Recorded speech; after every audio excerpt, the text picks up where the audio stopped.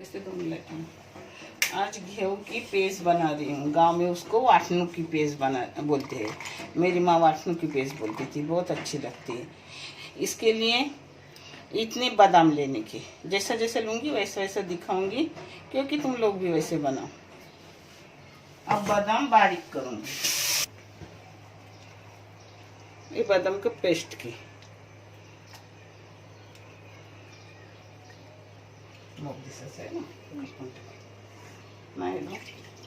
गेहूँ को गर्म पानी में डाली, उबले हुए पानी में डाली और 3 घंटा भिगाई।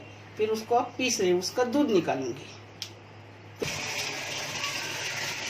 एक गेहूँ पीस कर हुए, अब इसको छन्नी में डालकर दूध उसका लूँगी। ये कचरा नहीं देगा, ठीक है।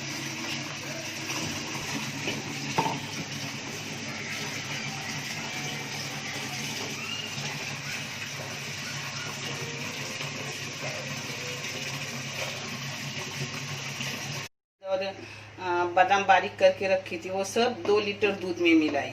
ये दूध, उसमें शक्कर डाल रही हूँ।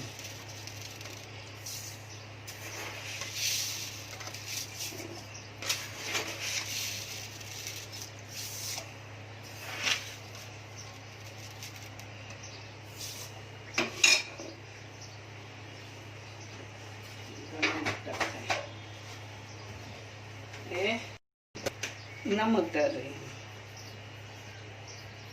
नमक।